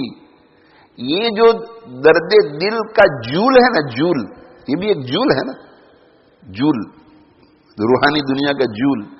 یہ جول فقیروں کے پاس ملے گا، بادشاہ کے پاس نہیں ملے گا. یہ جول بادشاہ کے پاس نہیں ملے گا. تمنا درد دل کی ہے تو کر خدمت فقیروں کی. نہیں ملتا یہ گوہر بادشاہوں کے خزینوں میں. اس لیے میرے بھائیو، آج ہم یہ سبق لے کر کے اٹھیں کہ نمبر 1 ہمیں اپنا تزکیہ کرانا ہے. اور تزکیہ کے لیے 2 چیزیں بہت ضروری ہیں: کثرت ذکر اور صحبت صالح. کثرت ذکر اور اللہ والوں کی صحبت. اور اللہ والوں کی صحبت میں بھی اپنے شیخ کی صحبت سب سے زیادہ مفید. اپنے شیخ کی صحبت کا ہم اہتمام کریں. اپنے شیخ کی صحبت کہیں بھی میسر آ جائے تو اسے بہت بڑی نعمت سمجھنا چاہیے. بہت بڑی نعمت. کہیں بھی شیخ کی صحبت میسر آ جائے تو بہت بڑی نعمت سمجھنا چاہیے. شیخ بات کر رہے ہوں تو بھی صحبت ہے، خاموش بیٹھے ہوں تو بھی صحبت ہے، اگر وہ تلاوت کر رہے ہیں تو بھی صحبت ہے، اگر وہ دعا میں مشغول ہے تو بھی صحبت ہے شیخ کی صحبت میں. اور اگر وہ سوئے ہوئے ہوں اور ہم ان کے پاس بیٹھے رہے تو بھی صحبت ہے. اللہ تعالی ہم سب کو نیکوں کی صحبت نصیب کرے. تو یہ ایک چیز معلوم ہوئی کہ ہمیں اپنے دل میں اگر اچھائیاں لانی ہے تو ہمیں ایسے لوگوں کے پاس بیٹھنا چاہیے جن کے پاس یہ اچھائیاں ہیں. یہ بہت جلدی ٹرانسفر ہو جاتی ہے. یہ دنیا کا دستور ہے. دنیا کا دستور ہے. ڈرگ والوں کے ساتھ بیٹھو گے تو ڈرگ کی عادت پڑے گی. سگریٹ پینے والوں کے ساتھ بیٹھو گے تو سگریٹ کی عادت پڑے گی. بہت زیادہ چائے پینے والوں کے پاس بیٹھو گے تو آپ بھی چائے پینے لگ جائیں گے. بہت زیادہ فیشنیبل آدمی کے پاس بیٹھو گے تو آپ کو بھی چسکا لگے گا اس کا. اگر تجار کے پاس بیٹھو گے تو آپ کو بھی تاجر بننے کا اور بہت پیسے والے بننے کا شوق ہوگا. تو جب اللہ والوں کے پاس بیٹھو گے تو ہمیں بھی اللہ کی محبت کا شوق پیدا ہوگا، اللہ کی معرفت کا شوق پیدا ہوگا، اللہ کے تعلق کا شوق پیدا ہوگا. اس لیے ہمیں نمبر 1 تزکیہ کی فکر کرنی ہے. اپنے مشائخ کے ساتھ بہت مضبوطی کے ساتھ رابطے میں رہنا ہے. معمولات کی پابندی کرنی ہے اور ان کی صحبتوں کا خوب اہتمام کرنا ہے.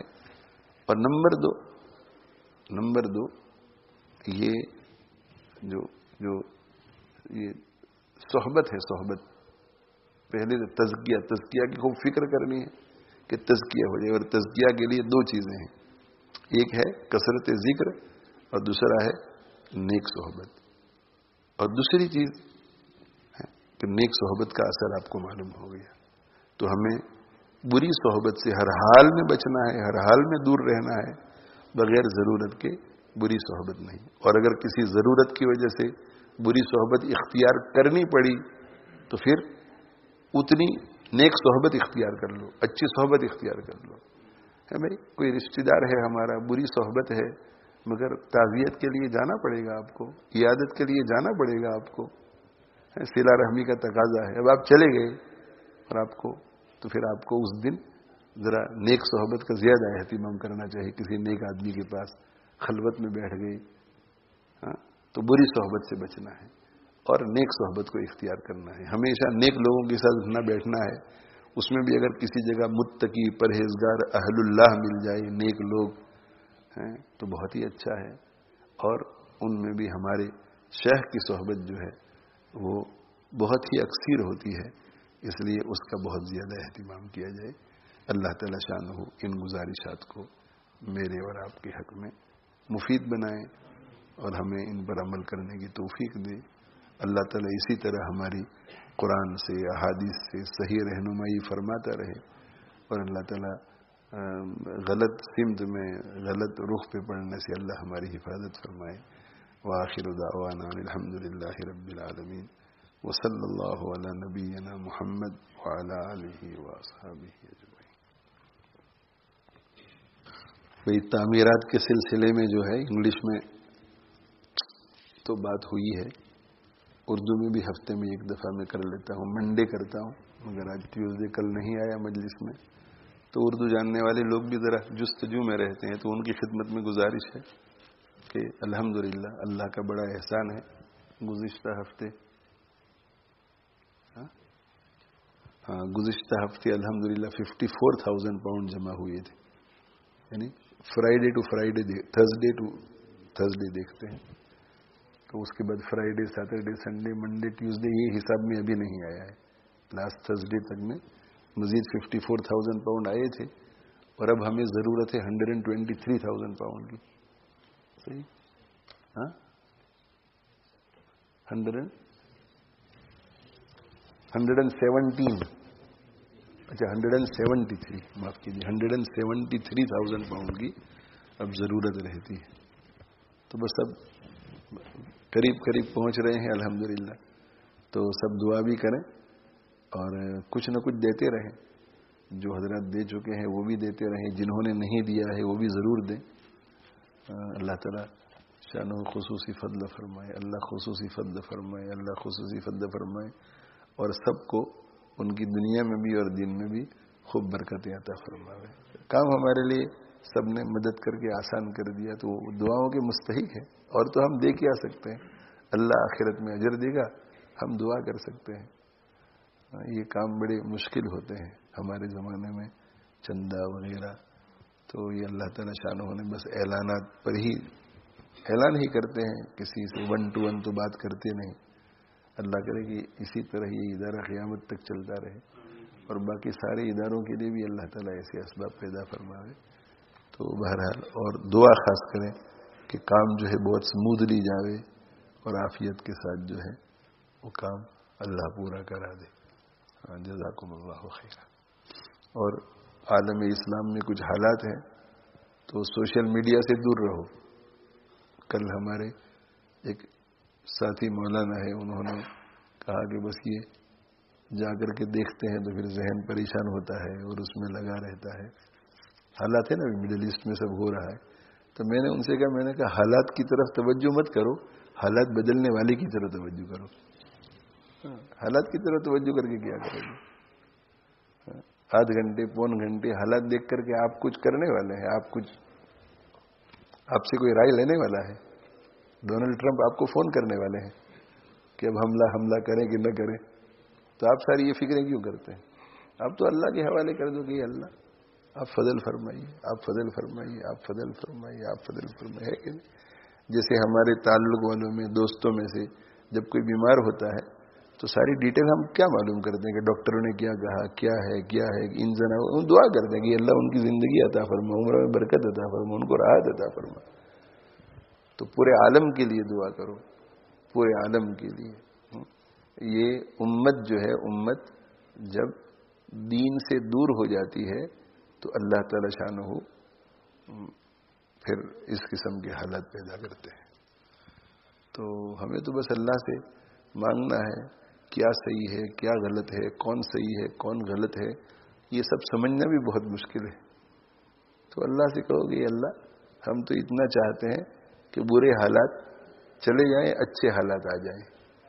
ہر شخص کے برے حالات، اور جو پریشان بیچارے ہوں گے پریشان ہوں گے. ہمارے ایک دوست جو ہیں وہ وہاں دبئی میں رہتے ہیں، تو وہ کہہ رہے تھے کہ ہم جس جگہ پر ہیں، میسج مجھے بھیجا تھا انہوں نے کہ ہم جس جگہ پر ہیں تو محفوظ ہیں، مگر چونکہ قریب ہی میں بم گرتے ہیں تو وہ دھماکے ہوتے ہیں تو آواز، اور اطمینان یہ ہے کہ یہاں تک تو نہیں آئیں گے، یعنی اللہ کہ کوئی غلطی سے بم چلا گیا. کہتے ہیں کہ ہم بیوی کے ساتھ دونوں بات چیت کر رہے تھے کہ یہ کبھی کبھار کوئی بم گرتا ہے اور ہماری حالت اتنی خوفناک ہو جاتی ہے تو اتنے مہینوں تک ہمارے غزہ والوں نے کیسے زندگی گزاری ہوگی. یہ سبق لینے کی چیزیں ہیں، عبرت لینے کی. کیونکہ ہم بیٹھے بیٹھے یہ سوچ رہے ہیں کہ ہم تو محفوظ ہیں، یعنی وہاں ڈکلیئر کیا ہوا ہے کہ یہ محفوظ زون ہے گویا. وہ تو آرمی بیس سے دور ہیں وہ لوگ، تو کہتے ہیں کہ ہمیں تو حفاظت، مگر کہا کہ جب بم گرتا ہے اور اس کی وجہ سے کھڑکیاں ہلتی ہیں اور ایک دم سے دھماکہ اور ایک خوف سا پیدا ہوتا ہے تو ہم سوچتے ہیں کہ وہ چھوٹے چھوٹے بچے کب سے کتنے مہینوں تک انہوں نے وہ سب سہا ہے، اور اس میں تو ان کے تو ماں باپ بھی گئے اور بچے بھی گئے اور کیا گیا. تو بس اللہ سے مانگو. ہماری کمزوری یہ ہے کہ ہم اللہ سے نہیں مانگتے. یہ ایسا ہی ہے جیسا کہ کوئی گھر میں بیمار ہو جائے، ساری چیزیں کرے مگر ڈاکٹر کو نہ بلائے، ڈاکٹر کو نہ بلائے، باقی سب کچھ کرے. ابراہیم کو بھی فون کرے، احمد کو بھی فون کرے، اسماعیل کو بھی فون کرے کہ ایسا ہو رہا ہے ایسا، مگر ڈاکٹر کو نہ بلائے. تو ہم سارے کام کرتے ہیں، سب کچھ ڈیمونسٹریٹ بھی کرتے ہیں، پیٹیشن بھی کرتے ہیں، جلسے بھی کرتے ہیں، سب کچھ کرتے ہیں، آپس میں تبصرے، سب کچھ. کیا نہیں کرتے؟ اللہ کو نہیں بلاتے، اللہ سے نہیں مانگتے، اللہ سے نہیں مانگتے. اللہ سے مانگنے کے لیے جیسے اللہ ہمیں دیکھنا چاہتے ویسے بنتے نہیں، ویسے بنتے نہیں. گھر میں چھوٹے چھوٹے بچے ہیں نا، چھوٹے چھوٹے بچے، وہ بھی ماں یا باپ سے چاکلیٹ نکلوانا چاہتے ہیں نا تو بہت میٹھے بن جاتے ہیں تھوڑی دیر کے لیے، اور جب وہ میٹھے بن جاتے ہیں تو ماں باپ بھی سمجھ جاتے ہیں کہ اب یہ کچھ مانگنے والا ہے، آج بہت میٹھا میٹھا ہو رہا ہے. تو چھوٹے چھوٹے بچے بھی یہ سمجھتے ہیں کہ شرارت کے ساتھ اگر کچھ مانگیں گے تو امی ابو نہیں دیں گے. امی ابو سے کچھ لینا ہو تو امی ابو کو خوش رکھنا پڑے گا. تو ہم بھی اللہ سے مانگے تو پھر اللہ جیسا چاہتا ہے ویسے بنے، پھر مانگے نا. اور پھر دیکھو اللہ تعالی ہمیں عطا فرماتے ہیں. ویسے بنو، پہلے توبہ استغفار کرو پہلے، اور پکا ارادہ کرو. اللہ کو دکھاؤ بھی کہ ہم اب دین پہ کچھ آ رہے ہیں، بدل رہے ہیں، بدل گئے ہیں. پھر اللہ سے مانگو، اللہ تعالی حالات کو بدلے گا انشاءاللہ. کیوں نہیں بدلے گا؟ اللہ تعالی مدد فرمائے. وآخر دعوانا وصلی اللہ علی نبینا محمد وعلی آلہ وصحبہ. اللهم لك الحمد كما أنت أهله، فصل وسلم على سيدنا محمد كما أنت أهله، وفعل بنا ما أنت أهله، فإنك أهل التقوى وأهل المغفرة. ربنا اغفر لنا وتب علينا إنك أنت التواب الرحيم. اللهم بارك لنا فيما آتيتنا وقنا واصرف عنا شر ما قضيت لنا. اللهم الطف بنا في تيسير كل عسير، فإن تيسير كل عسير عليك يسير. اللهم اعز الإسلام والمسلمين، اللهم انصر الإسلام والمسلمين. اللهم اغفر للمؤمنين والمؤمنات والمسلمين والمسلمات، وألف بين قلوبهم وأصلح ذات بينهم، وانصرهم على عدوك وعدوهم. اللهم اجمع كلمة المسلمين على الحق ووحد صفوفهم. اللهم انقذ إخواننا المسلمين المظلومين في كل مكان. اللهم انصرهم ولا تنصر عليهم، اللهم امكر لهم ولا تمكر عليهم. اللهم زدهم ولا تنقصهم، ولا تسلط عليهم من لا يرحمهم ولا يخافك فيهم. اللهم احفظ الحرمين الشريفين والمسجد الأقصى المبارك، واجعلها اللهم آمنة مطمئنة وسائر بلاد المسلمين. اللهم سلمنا لرمضان وسلم رمضان لنا، وتسلمه منا متقبلا. لا إله إلا الله، نستغفر الله، نسألك الجنة ونعوذ بك من النار. اللهم اهدنا واهد الناس جميعا واجعلنا سببا لمن اهتدى. اللهم استر عوراتنا وأمن روعاتنا واحفظنا من بين أيدينا ومن خلفنا وعن أيماننا وعن شمائلنا ومن فوقنا، ونعوذ بعظمتك أن نغتال من تحتنا. اللهم اهدنا الصراط المستقيم وأخرجنا من الظلمات إلى النور. اللهم خير لنا واختر لنا ويسر لنا أمورنا والهمنا مراشد أمورنا، وأعذنا من شرور أنفسنا ومن سيئات أعمالنا. اللهم اشف مرضانا وارحم موتانا. اللهم إنا نسألك حسن الختام والعفو عما سلف وكان. اللهم اجعلنا من أتقاء شهر رمضان. اللهم إنك عفو تحب العفو فاعف عنا. اللهم اقسم لنا من خشيتك ما تحول به بيننا وبين معاصيك، ومن طاعتك ما تبلغنا به جنتك، ومن اليقين ما تهون به علينا مصائب الدنيا، ومتعنا اللهم بأسماعنا وأبصارنا وقواتنا أبدا ما أحييتنا، واجعله الوارث منا، واجعل ثارنا على من ظلمنا، ولا تجعل مصيبتنا في ديننا، ولا تجعل الدنيا أكبر همنا ولا مبلغ علمنا، ولا إلى النار مسيرنا، واجعل الجنة هي دارنا. اللهم إنا نسألك من خير ما سألك منه نبيك سيدنا محمد صلى الله عليه وسلم، ونعوذ بك من شر ما استعاذ منه نبيك سيدنا محمد صلى الله عليه وسلم، وأنت المستعان وعليك البلاغ، ولا حول ولا قوة إلا بالله. سبحان ربك رب العزة عما يصفون، وسلام على المرسلين، والحمد لله رب العالمين. وآخر دعوانا أن الحمد لله رب العالمين برحمتك يا أرحم